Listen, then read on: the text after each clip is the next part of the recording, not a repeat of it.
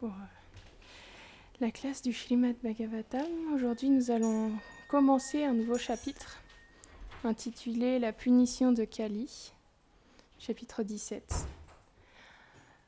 Om Namo Bhagavate Vasudevaya.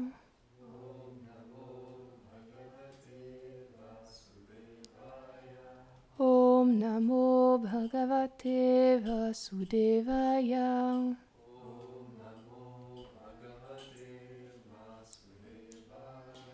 Om Namo Bhagavate Vasudevaya.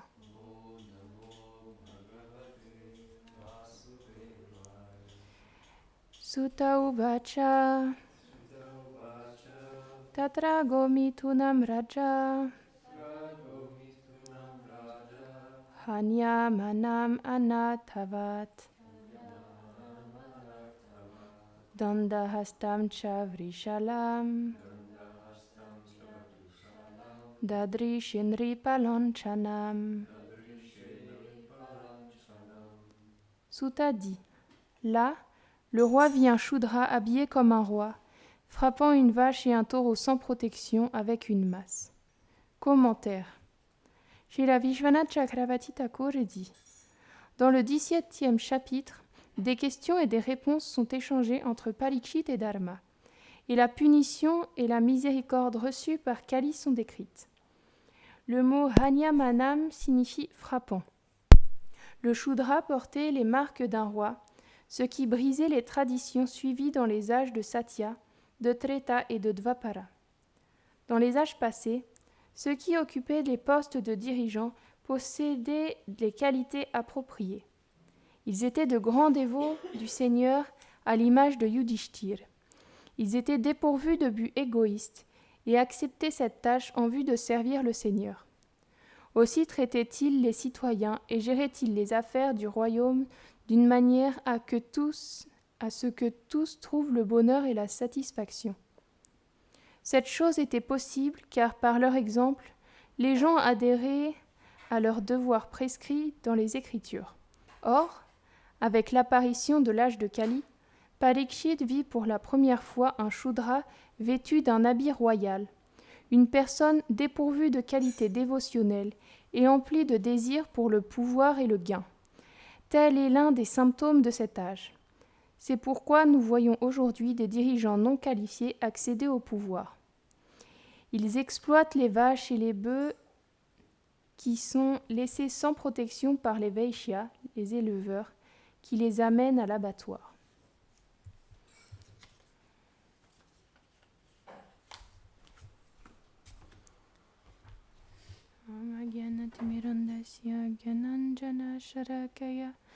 Shakshurun Miritam Yena Taismai Shri Gurave Namaha. Jai Shri Krishna Chaitanya Prabhu Nityananda Shri Advaita Gadadhara Shivasadi Gaura Bhaktavrinda. Hare Krishna Krishna Krishna Hare Hare, Hare Rama Rama Rama Hare Hare. Vrindaye Tulasi Deviyaye Priyaye Keshavasya Cha Krishna Bhakti Pradidevi Satyavati Namo Namaha. Vancha Kalpa Tarubhyascha Kripa Sindhubhya Eva Cha Patitanam Pavanebhyo Vaishnavibhyo Namo Namaha. Namo Vishnu Padaya Krishna Prishtaya Bhutale Srimate Bhaktivedanta Swaminiti Namine. Namaste Saraswati Deve Gauravani Pracharine Nirvishesha Shunyavadi Paschatya Deshatarine.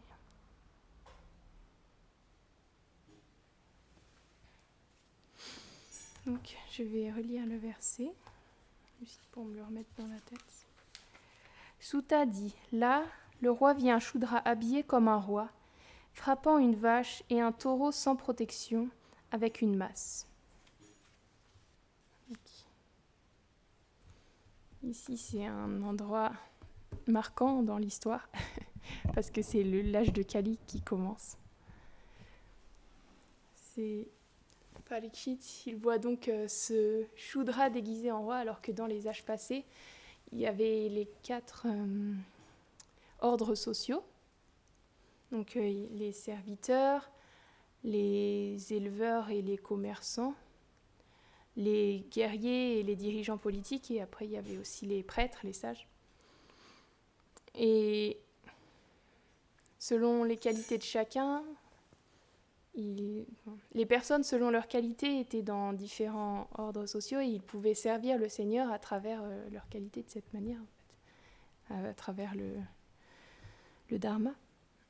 Mais dans l'âge de Kali, on observe, et ce qui est aussi nommé l'âge d'hypocrisie, on observe qu'il y a des personnes qui font partie de l'ordre des Shudras, donc, et qui se font passer pour des Kshatriyas, donc des dirigeants, alors qu'ils n'ont pas les qualités pour faire ça. Et pourquoi ils se font passer pour des dirigeants ? C'est pour leur gain personnel, pour leur propre bien-être personnel, enfin, plaisir, bonheur, je sais pas. Mais c'est une des caractéristiques de l'âge de Kali que, comme il est dit dans la Ténéré portée, que finalement les dirigeants, ils ne sont pas qualifiés pour être dirigeants. On le voit aujourd'hui parce que quand on compare par exemple avec les grands récits des Védas, on peut voir que les qualités qu'ils avaient, elles étaient totalement inversées par rapport à ce qu'on cultive aujourd'hui dans notre société. C'est-à-dire qu'un dirigeant, c'était pas quelqu'un qui prenait pour... qui avait une bonne position par rapport aux autres, c'était quelqu'un qui servait son peuple en fait. C'était comme le père de tout le peuple qui habitait dans son territoire. Donc c'était un serviteur de toutes les personnes finalement qui étaient sur son territoire. Alors qu'aujourd'hui c'est un peu l'inverse, c'est comme une position... Il n'y a plus ça forcément dans l'esprit des dirigeants politiques. Bon, peut-être certains, mais je ne les connais pas, je ne sais pas. Mais ils s'occupaient de des personnes qui étaient sur leur territoire de manière à ce que chacun soit satisfait et pas seulement les êtres humains. Ça, c'est extraordinaire et c'est inimaginable. Aujourd'hui, déjà, rien que les êtres humains, c'est pas possible. Il y a plein d'inégalités, il y a plein de choses qui vont pas dans les pays, il y a plein de personnes malheureuses, et les dirigeants, ils n'ont plus les qualités finalement pour s'occuper et pour prendre soin de leurs citoyens de la même manière qu'auparavant. Et il y a aussi des grandes qualités chez les kshatriyas qui étaient observées. Par exemple, ils ne brisaient jamais leurs promesses. Aujourd'hui, c'est pas vraiment le cas, mais quand on voit dans les grands récits, par exemple, dans le Ramayana, même c'était tellement important de ne pas, pour qu'un kshatriya ne brise pas sa promesse, que Ramachandra, il a accepté d'être exilé pour que son père puisse tenir sa promesse. Pendant 14 ans, il a accepté d'aller vivre dans la forêt comme un ascète, vêtu d'écorce, en abandonnant tout le confort, entièrement tout le confort de son palais, parce qu'il fallait que son père tienne sa promesse. Et on voit que les kshatriyas, ils étaient vraiment... Leur honneur, il était très important de ce côté-là, dans le fait de tenir leur parole. On peut observer plein de grands kshatriyas qui ont donné cet exemple. Par exemple, Bhishma qui a fait un vœu qui était considéré comme vraiment terrible parce qu'il a dit qu'il ne prendrait jamais d'épouse, c'est ça ? Oui, qu'il resterait célibataire toute sa vie lorsqu'il a voulu ramener Satyavati à son père parce que son père était très épris d'elle. Et bon, il y a toute une histoire, je suis pas une experte, mais il a dû faire ce vœu-là et il n'a jamais brisé sa promesse. Il n'a jamais même ne serait-ce que scié de sa promesse. Et donc c'était des très grandes qualités qu'il cultivait. Et les kshatriyas aussi, ils étaient toujours guidés par les personnes sages, les personnes qui étaient parmi les brahmanas, et qui leur apportaient toujours des bons conseils selon les écritures, selon les Védas. Et oui, et aujourd'hui, on a une mauvaise vision de ces castes parce que ça c'est devenu déformé avec le temps. On s'en est servi pour asservir les gens. C'est pour ça que quand on parle de caste dans notre esprit, c'est extrêmement négatif. Alors que finalement, à l'origine, c'était simplement quelque chose pour aider chaque personne à s'engager et à avancer vers le but qui est de retrouver son lien avec Krishna. Finalement, tout était dirigé vers ça dans la société. Et même les dirigeants, ils s'occupaient de ça. Leur devoir, c'était de s'occuper du bien-être physique, mais aussi spirituel de leur sujet. Aujourd'hui, on a complètement oublié ce côté de l'âme, finalement. On se focalise simplement sur le plaisir grossier, le plaisir corporel, et on oublie l'âme. Et ça fait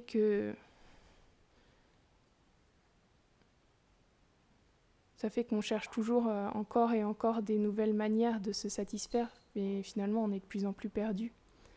Alors que finalement, je dis finalement toutes les 3 secondes, on peut voir que la simplicité n'empêche pas le véritable bonheur. Dans le Ramayana, encore une fois, lorsque Sita elle est en exil avec Ram et qu'ils sont dans la forêt, ils dorment dans une hutte, ils se nourrissent avec les fruits et les racines qu'ils trouvent dans la forêt, et pourtant elle est tellement heureuse parce qu'elle sert Ram. C'est un moment qui est vraiment merveilleux pour elle. Elle décrit vraiment ce moment. C'est vraiment un moment particulièrement heureux pour elle. Je ne sais pas si heureux ça reflète je ne sais pas quel mot utiliser. Mais pourtant, elle a connu Sita, c'est une princesse qui vivait dans une opulence inimaginable. Et elle a tout abandonné, elle a du tout abandonné. C'était tellement dur quand ils ont été exilés. Elle était censée se vêtir d'écorce aussi, mais elle a été tellement délicate que tous les citoyens, ça leur déchirait le cœur de la voir devoir se mettre ce vêtement d'écorce, et puis elle ne savait pas comment faire. Et pourtant, elle est tellement heureuse après d'être dans cette simplicité, parce que peu importe où elle est, peu importe ses conditions, si elle peut servir son bien-aimé Ramachandra, qui n'est nul autre que Krishna finalement, eh bien, elle est heureuse. Et aujourd'hui, on fait l'inverse, on fait tout pour oublier et pour trouver du plaisir autrement. Et on essaye toujours d'aller plus loin, de faire de nouvelles inventions en se disant que cette fois, on va vraiment pouvoir être heureux, mais on se rend compte que c'est pas ça qui nous apporte ça nous apporte finalement aucune satisfaction. Et il parle aussi dans le commentaire, nous voyons aujourd'hui des dirigeants non qualifiés accéder au pouvoir. Ils exploitent les vaches et les bœufs qui sont laissés sans protection par les Vaishyas, les éleveurs qui les amènent à l'abattoir. Donc ça, c'est... Comme je le disais au début, les kshatriyas, ils doivent accorder leur protection à tous. Et les vaches, elles sont vraiment très importantes dans la société Vaishnava. Les vaches sont vraiment très... C'est des mères. Il y a plusieurs mères, je ne sais plus exactement. Je crois qu'il y en a 7, c'est ça 6 ou 7 mères. 7. Et les vaches font partie de ces mères-là, parce qu'elles donnent leur lait. On se sert aussi de la bouse de vache pour purifier, etc. L'urine de vache, c'est un grand remède pour beaucoup de choses. J'ai jamais essayé, mais il paraît que... C'est qui, c'est Maharaj qui... La petite crème là. Ah oui, la petite crème pour les mains, il y en avait dedans. Je n'ai jamais bu. Mais ça peut soigner. Il paraît que ça soigne bien les maladies. Mais donc les vaches, c'est vraiment nos mères, et le fait de ne plus leur accorder leur protection et au contraire de les exploiter et de les tuer pour le plaisir de la langue, ça peut pas engendrer de bonnes réactions. C'est pas possible. C'est pour ça qu'aujourd'hui, il y a tellement de choses qui sont en train de s'effondrer. C'est qu'on est dans une société qui est basée sur tellement de violence que c'est obligé qu'il y ait des répercussions. Mais donc, finalement, le remède à tout ça, c'est de retrouver sa vérité. Parce qu'en retrouvant sa vérité, on pourra de nouveau accorder le bon respect à tous les êtres. En se retournant vers l'intérieur, au lieu de chercher à l'extérieur et d'agir comme des bulldozers qui écrasent tout sur leur passage pour pouvoir prendre plaisir. Et plutôt de chercher à l'intérieur et de devenir un serviteur, parce que ce qu'on voit dans tous les 4 ordres de la société, même si les Shudras, ils sont considérés comme les serviteurs, parce que c'est leur rôle vraiment de servir les autres Varnas. Et c'est pas quelque chose qui doit être considéré comme mal, parce qu'au contraire, être un serviteur, est-ce que c'est pas vraiment élevé, puisque un serviteur, c'est la condition éternelle de l'âme. Donc c'est pas forcément... on devrait pas voir ça vraiment comme inférieur. Dans le sens où... Je sais pas comment dire ce que je voulais dire. Mais, bref. Finalement, même les kshatriyas, ils servaient les citoyens en les protégeant, en les dirigeant d'une manière à ce qu'ils soient heureux. Les vaishyas, ils servaient les autres à travers l'agriculture et le commerce. C'était un grand service aussi. Ils servent les vaches parce qu'ils s'occupent d'elles. Les brahmanas, ils servent les autres en leur apportant la connaissance nécessaire pour se tourner vers cette connaissance intérieure qui est la raison pour laquelle on existe. Parce que si on ne sait pas pourquoi on est là, on fait des spéculations et on ne comprend pas trop. Et ça finit dans un bazar total. Mais on peut voir que le service, c'est présent dans tous les aspects. Et c'est exactement le contraire de ce qu'on veut faire, de ce qu'on a voulu faire lorsqu'on a voulu venir dans ce monde. On a voulu être des maîtres. On a voulu oublier Krishna pour pouvoir être nous à sa place. Et c'est comme on est beaucoup à vouloir être des petits maîtres. Et avant, ils prenaient souvent cette image, c'est comme dans une montre où il y a plein de rouages, Mais si chaque rouage, il veut tourner à sa façon, à lui, ça ne peut pas marcher. Alors que si chacun il prend sa place et il tourne en harmonie avec les autres, à ce moment-là, l'horloge, elle va fonctionner. Mais nous, on veut juste tourner sur nous-mêmes. Et c'est ça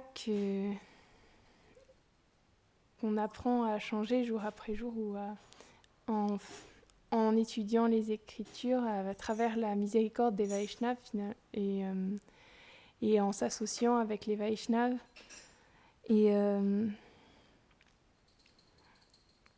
en écoutant leurs commentaires le Srimad Bhagavatam par exemple, la Bhagavad Gita, tous les écrits, ils ont laissé tellement d'écrits pour nous permettre de retrouver ce qu'on est réellement. Donc on dépend vraiment de leur miséricorde parce que sans leur miséricorde, on ne pourrait pas avoir accès à ça. Et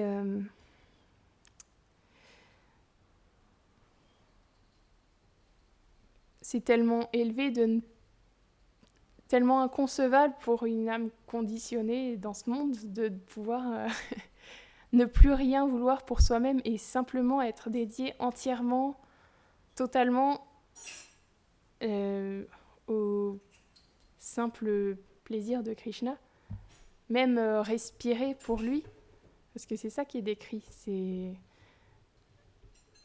le service ininterrompu. Donc la moindre respiration, c'est ça la pure dévotion dans ce qu'on voit de ce que les Vaishnavas ils nous ont décrit. C'est véritablement de ne plus rien vouloir pour soi. Mais ça, tant qu'on est identifié au corps, c'est pas possible.